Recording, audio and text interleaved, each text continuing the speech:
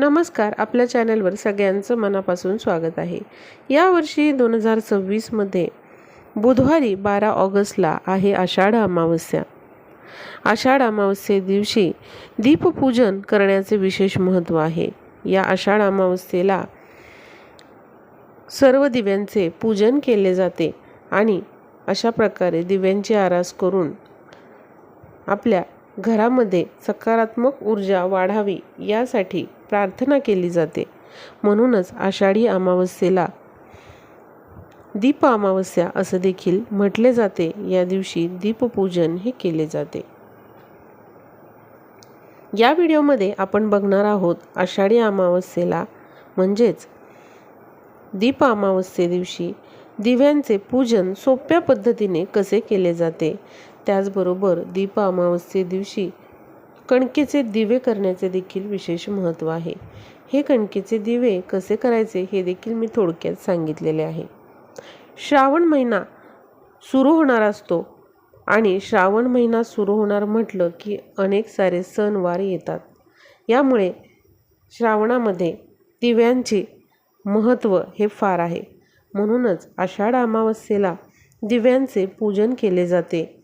सर्व दिवे घासून पुसून स्वच्छ करून त्यांची आरास केली जाते आणि दिव्यांना हळद कुंकू फुलं वाहून दिव्यांचे पूजन करून दिवे प्रज्वलित केले जातात आणि या दिव्यांच्या उजेडामध्येच आपल्या मनातील अंधकार, आपल्या आयुष्यातील अंधकार दूर व्हावा यासाठी प्रार्थना केली जाते.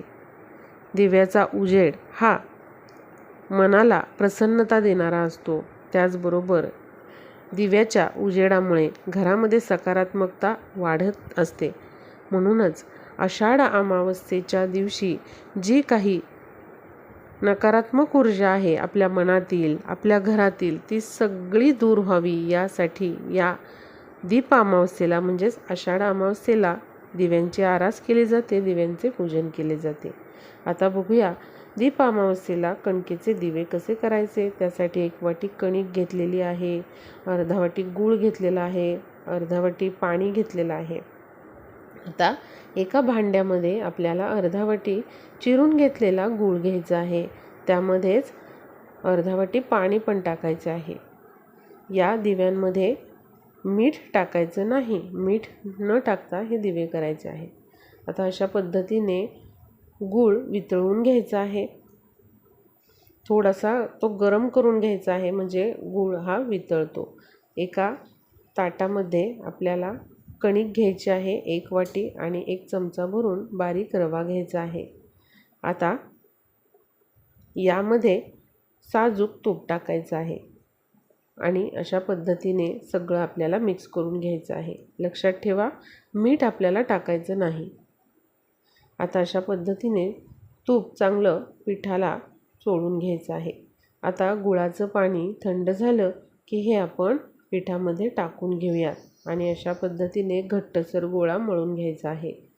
कणकेचे दिवे करताना गोळा घट्टसरच मळून घ्या. आता अशा पद्धतीने थोडंसं साजूक तूप आपण या गोळ्याला देखील लावून घेऊया. अशा पद्धतीने दिवे तयार करण्यासाठी छोटे छोटे आपल्याला पिठाचे गोळे करून घ्यायचे आहेत आणि याचे आपल्याला कणकेचे दिवे बनवून घ्यायचे आहेत. अशा पद्धतीने पिठाची गोळी घेऊन मध्यभागी खोलगट आकार द्यायचा आहे आणि दिव्याप्रमाणे आकार बनवून घ्यायचा आहे. अशाच पद्धतीने सगळ्या गोळ्यांना आपण दिव्याचा आकार देऊन घेऊयात आणि असे गूळ कणकेचे दिवे आपण तयार करून घेऊयात. आषाढ अमावस्येला म्हणजेच दीप अमावस्येला हे गूळ कणकेचे दिवे बनवण्याचे विशेष महत्त्व आहे. त्यामुळे कमीत कमी 5 तरी असे हे दिवे आपल्याला बनवायचे असतात. आता सगळे दिवे अशा पद्धतीने आपल्याला बनवून घ्यायचे आहेत आणि एका मोठ्या भांड्यामध्ये 2 ग्लास पाणी उकळत ठेवायचे आहे. चाळण असेल तर ती घ्या. त्यावर थोडंसं तूप किंवा तेल लावून घ्या. आता त्यामध्ये सगळे दिवे मंद आचेवर 10 मिनिटांसाठी उकडून घ्यायचे आहेत. अशा पद्धतीने 10 मिनिटांनंतर हे दिवे जे आहे कणकेचे दिवे ते तयार आहेत. आता आषाढ अमावस्ये दिवशी पूजन कसे करायचे ते बघूया. त्यासाठी जिथे आपल्याला पूजा मांडणी करायची आहे तिथली जागा स्वच्छ करून गोमूत्र टाकून आपल्याला स्वच्छ करून घ्यायची आहे. पाट किंवा चौरंग ठेवायचा, त्यावर लाल वस्त्र अंथरायचं आणि अशा पद्धतीने जिथे जिथे आपल्याला दिवे ठेवायचे आहेत, दिव्यांचं पूजन करायचं आहे, तिथे तांदूळ थोडेसे ठेवायचे, म्हणजे तांदळाची रास करायची आहे. आता बघा, मध्यभागी अशा पद्धतीने आपण एक कलश घेतला आहे. त्यामध्ये हळद, कुंकू, अक्षत, सुपारी, फूल, 1 रुपयाचं नाणं टाकलेलं आहे, 5 विड्याची पानं टाकलेली आहे आणि त्यावर आपल्याला एक छोटीशी वाटी ठेवायची आहे.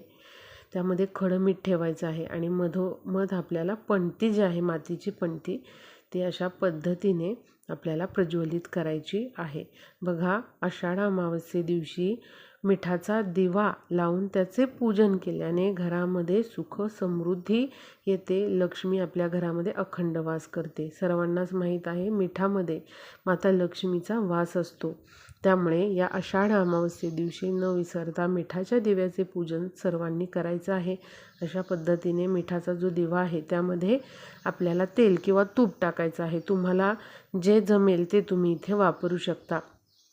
आणि या दिव्यांमध्ये आपल्याला वाती टाकून घ्यायच्या आहेत आणि अशा पद्धतीने सगळ्यात आधी मिठाचा दिवा प्रज्वलित करा. आषाढ अमावस्येच्या दिवशी न विसरता अशा पद्धतीने मिठाच्या दिव्याचं पूजन हे आपल्याला करून घ्यायचं असतं. यामुळे घरातील नकारात्मक ऊर्जा तर दूर होतेच, शिवाय जे काही नजर दोष झालेले असतात घराला ते देखील दूर होतात आणि घरामध्ये सुख समृद्धी नांदून माता लक्ष्मी घराकडे आकर्षित होत असते. आता जेवढे आपल्या घरामधले दिवे आहेत ना, ते सगळे तुम्ही काय करायचं आहे, स्वच्छ करून ठेवायचे आहेत. आदल्या दिवशी स्वच्छ करून कोरडे करून आपल्याला अशा पद्धतीने सगळ्या दिव्यांमध्ये तेल किंवा तूप टाकायचं आहे, वाती ठेवायच्या आहेत आणि सगळे दिवे असे तांदळाच्या राशीवर ठेवायचे आहेत. त्यानंतर विड्याची पानं ठेवायची आहेत, त्यावरती तांदळाच्या राशीवर सुपारीचं पूजन करायचं आहे. सुपारी म्हणजे गणपती बाप्पांचंच पूजन आपण करायचं आहे.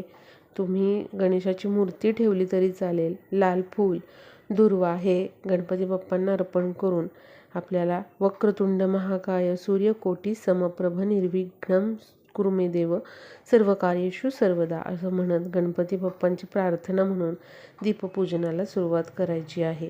आता जेवढे दिवे घेतलेले आहेत सगळ्यांमध्ये तेल भरून घेऊयात. आता सगळ्यात आधी आपण जो मिठाचा दिवा, जी पणती आहे मातीची, तर तो दिवा प्रज्वलित करून घेऊयात. दीपपूजन करत असताना एकतरी मातीचा दिवा अशा पद्धतीने आपल्याला घ्यायचा आहे, कारण मातीच्या दिव्याचं आपल्या ज्योतिषशास्त्रामध्ये विशेष महत्त्व आहे, हे सगळ्यांनाच माहीत आहे. अगदी तुमच्याकडे चांदीचे दिवे असले तरी देखील एक तरी आपल्याला मातीचा दिवा या पूजनामध्ये पूजन करायचं आहे आणि मिठाचा दिवा पण आपल्याला या ठिकाणी या पूजनामध्ये पूजन करायचं आहे. तर अशा पद्धतीने सगळे दिवे आपण प्रज्वलित करून घ्यायचे आणि त्यानंतर प्रत्येक दिव्याला हळद, कुंकू लावून घ्यायचे आहे, अक्षत अर्पण करून घ्यायचे आहे. आणि हे दिव्यांचे पूजन करत असताना माझ्या घरात देखील अशाच पद्धतीने या दिव्याच्या पवित्र उजेडाने माझ्या घरामध्ये नेहमी आनंदाचे, उत्साहाचे वातावरण राहावे. त्याचबरोबर घरामध्ये सगळ्यांचे आरोग्य चांगले राहावे, माझ्या कुटुंबाची प्रगती व्हावी, माझ्या घराची भरभराट व्हावी अशी तुम्हाला प्रार्थना करायची आहे. प्रत्येक दिव्याला फुलं अर्पण करायची आहेत आणि अशा पद्धतीने साधे सोपे पूजन आपल्याला आपल्या घरामध्ये आषाढ अमावस्ये दिवशी, दीपामावस्ये दिवशी करायचे आहे. आता बघा, अशा पद्धतीने आपल्याला प्रत्येक दिव्याला बेलपत्र देखील अर्पण करून घ्यायचे आहे, कारण आषाढ महिना संपून दुसऱ्या दिवसापासूनच श्रावण महिन्याला सुरुवात होत असते. म्हणून बेलपत्र तुमच्याकडे असेल तर ते देखील दिव्यांना तुम्ही अर्पण करू शकता. आता जे गुळकणकेचे दिवे बनवलेले आहेत त्यामध्ये फुलवाती टाकून घेतलेले आहेत, त्यामध्ये तूप टाकलेलं आहे आणि हे दिवे प्रज्वलित करून या दिव्यांना देखील हळद, कुंकू आणि अक्षत वाहून घ्यायचं आहे आणि याच दिव्यांनी तुम्हाला काय करायचं आहे, या पूजन केलेल्या सर्व दिव्यांचे औक्षण करून घ्यायचे आहे. प्रथम आपल्याला गणपती बाप्पांची आरती म्हणून घ्यायची आहे. त्यानंतर देवीची कोणतीही आरती तुम्ही म्हणू शकता आणि आपल्याला मंत्र म्हणायचा आहे, तो म्हणजे शुभं करोति कल्याणम आरोग्यम धनसंपदा शत्रुबुद्धी विनाशाय दीपज्योती नमस्तुते. दिव्या दिव्या दीपत्कार काणी कुंडल मोतीहार दिव्याला पाहून नमस्कार, असा हा मंत्र तुम्हाला म्हणून घ्यायचा आहे. आणि अशा पद्धतीने हे पूजन आपल्याला करायचे आहे. नैवेद्यामध्ये तुम्ही दूध साखर ठेवू शकता किंवा हे जे आपले दिवे आहेत गुळ आणि कणकेचे, ते आधी तुम्ही काय करायचे आहे, नैवेद्य म्हणून दाखवायचे आणि नंतर तुम्ही ते प्रज्वलित करू शकता. हे दिवे विझल्यानंतर ते तुम्ही खाऊ देखील शकता. तर अशा पद्धतीने आपल्याला आषाढ अमावस्येच्या दिवशी पूजन करायचे आहे. आता यावर्षी 2026मध्ये बुधवारी 12 ऑगस्टला आषाढ अमावस्या आलेली आहे. ही अमावस्या मंगळवारी रात्री 1:53 सुरू होत आहे आणि बुधवारी रात्री 11:06 असणार आहे. त्यामुळे बुधवारी 12 ऑगस्ट दिवशीच आपल्याला हे पूजन करायचे आहे. आता दीपपूजन करण्याचा शुभ मुहूर्त कोणता, तर बुधवारी 12 ऑगस्टला संध्याकाळी 6 पासून तुम्ही रात्री 11पर्यंत कधीही हे दीपपूजन करू शकता. शक्यतो हे दीपपूजन संध्याकाळीच आपल्याला करायचे असते. त्यामुळे बघा, अशा पद्धतीने बुधवारी तुम्ही संध्याकाळी 6 नंतर हे पूजन करू शकता. आपल्या घरामध्ये अशा पद्धतीने दिव्यांचे पूजन केल्यामुळे घरामध्ये सुख समृद्धी नांदते, लक्ष्मी वास करते. आणि त्याचबरोबर बघा, आपल्या तुळशीसमोर देखील दिवा हा प्रज्वलित करायचा आहे. तर नक्कीच सगळ्यांनी अशा पद्धतीने दीपपूजन करा आषाढ अमावस्ये दिवशी. आणि आपल्या मुलांचे देखील औक्षण या आषाढ अमावस्ये दिवशी आपल्याला याच कणकेच्या दिव्यांनी करायचे असते. त्यामुळे हे पूजन झाल्यानंतर तुम्ही तुमच्या मुलांचे देखील औक्षण याच दिवशी करायचे आहे. तर नक्की तुम्ही असे पूजन करा. व्हिडिओला जास्तीत जास्त शेअर करा, म्हणजे सर्वांना बुधवारी अशा पद्धतीने आषाढ अमावस्ये दिवशी म्हणजेच दीप अमावस्ये दिवशी हे पूजन करता येईल.